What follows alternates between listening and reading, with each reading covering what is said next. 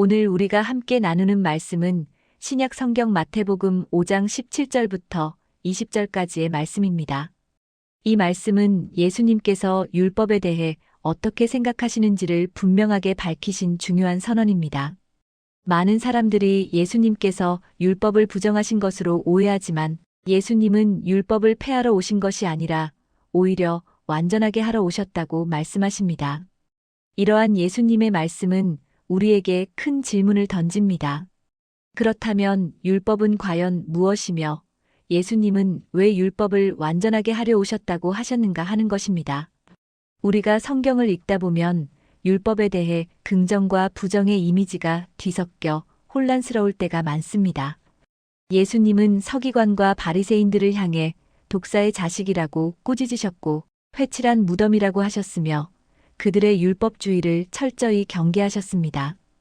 이러한 모습만 보면 율법 자체가 나쁜 것처럼 느껴질 수 있습니다. 그러나 한편으로 성경은 율법이 선하고 생명에 이르는 길이라고 말하기도 합니다. 따라서 우리는 율법을 어떻게 바라보고 이해해야 하는지 자주 혼란에 빠집니다. 누가복음 16장 16절에서는 율법과 선지자는 요한의 때까지라고 설명합니다. 또한 요한복음 1장 17절에서는 율법은 모세로 말미암아 주어졌고 은혜와 진리는 예수 그리스도로 말미암아 왔다고 말합니다.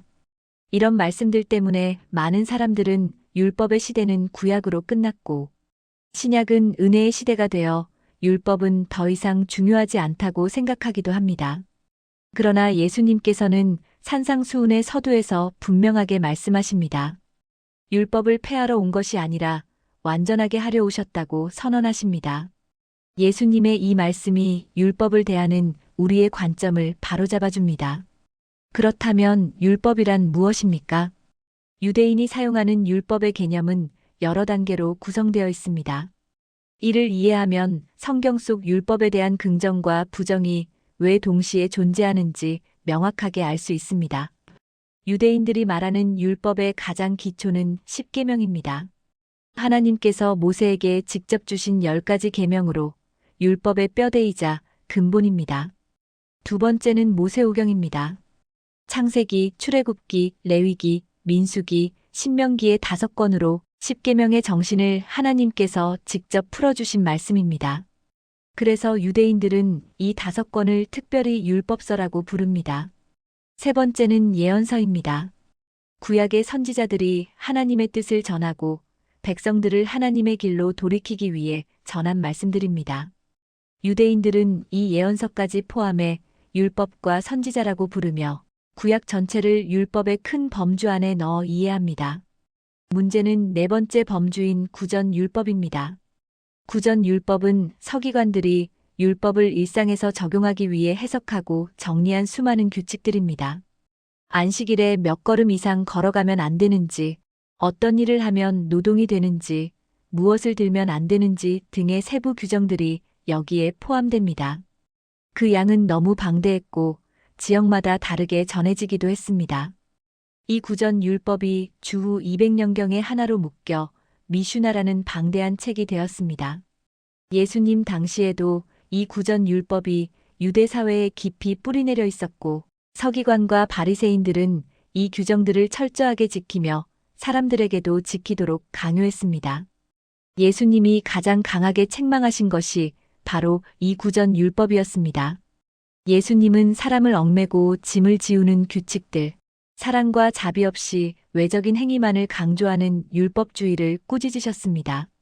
그러나 예수님이 완전하게 하려 하신 율법은 하나님께서 직접 주신 말씀인 십계명, 모세오경, 예언서였습니다. 이 구분만 정확히 이해하면 성경의 많은 혼란이 풀립니다. 그렇다면 예수님께서 완전하게 하신 율법의 핵심은 무엇입니까? 어느 날 율법사가 예수님께 찾아와 율법 중에서 가장 큰 계명이 무엇인지 묻습니다. 예수님께서는 마음을 다하고 뜻을 다하고 힘을 다하여 하나님을 사랑하는 것이 첫째 계명이며 둘째는 내 이웃을 내 몸과 같이 사랑하는 것이라고 말씀하십니다. 그리고 이 두 계명이 온 율법과 선지자의 강령이라고 하십니다. 다시 말해 구약 전체를 두 문장으로 요약할 수 있다는 의미입니다. 이 말씀은 매우 익숙하여 때로는 그 깊은 의미를 놓칠 때가 많습니다. 하나님 사랑과 이웃 사랑이 추상적으로 느껴질 때도 있습니다. 이때 스코틀랜드의 신학자 윌리엄 바클레이의 해석은 매우 중요한 통찰을 제공합니다. 그는 율법의 본질을 두 단어로 설명합니다. 경외와 존경입니다. 하나님을 사랑하는 것은 곧 하나님을 경외하는 것이고 이웃을 사랑하는 것은 곧 그 사람을 존중하는 것이라는 뜻입니다. 하나님을 경외한다는 것은 단순히 예배를 드리는 외적인 행위만을 뜻하지 않습니다. 경외는 하나님을 진정한 주인으로 인정하고 삶의 중요한 순간마다 하나님께 묻고 하나님의 뜻을 따라가려는 마음입니다. 나의 뜻이 아니라 하나님의 뜻에 순종하는 태도, 그 마음이 바로 경외입니다. 예배보다 순종이 낫다고 하신 이유도 여기에 있습니다. 순종은 하나님을 인정하는 가장 분명한 표시이기 때문입니다. 하나님을 믿는다고 말하면서도 실제 삶에서 하나님 없이 판단하고 선택하는 것은 경외가 아니라 은근한 무시입니다. 경외는 하나님을 삶 속에 초대하고 내 뜻보다 하나님의 뜻이 옳음을 고백하는 태도입니다. 다음은 존경입니다. 존경은 이웃을 사랑하는 마음의 실천입니다. 이는 남의 인격과 생각과 행동을 귀하게 여기는 태도입니다. 현대 사회는 서로의 생각을 인정하지 않고 적대하는 분위기가 강해지고 있습니다. 정치적 관점 하나만으로 사람을 판단하고 사회적 지위에 따라 사람의 가치를 다르게 보는 경우도 많습니다. 존중이 사라지면 공동체는 점점 더 건조하고 공격적인 사회가 됩니다. 성경이 말하는 율법의 완성은 바로 이 존중의 회복입니다. 생각이 달라도 배경이 달라도 가치관이 다르더라도 서로를 존중하는 태도가 율법의 정신입니다. 탈무드에 나오는 이야기는 이 진리를 쉽게 이해하도록 도와줍니다. 한 부유한 아버지에게 두 아들이 있었습니다. 아버지는 유언으로 자신의 재산을 율법을 잘 따르는 아들에게 주고 싶다고 말했습니다. 그 말을 들은 큰아들은 율법의 조항들을 철저하게 지키기 시작했습니다. 정결 규례를 지키기 위해 어려운 사람들을 피했고 자신을 부정하게 만들 수 있는 모든 상황을 피했습니다.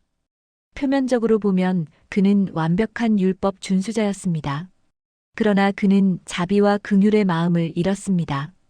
반면 둘째 아들은 율법의 조항들을 완벽히 지키지 못했습니다. 기도 시간을 놓치기도 했고 정결 규례도 자주 잊었습니다. 그러나 그는 어려운 사람들을 보면 지나치지 않았습니다. 헐벗은 사람에게 음식을 나누어 주었고 도움이 필요한 이웃에게 손을 내밀었습니다. 아버지는 결국 자신의 재산을 둘째 아들에게 물려주며 이렇게 말했습니다.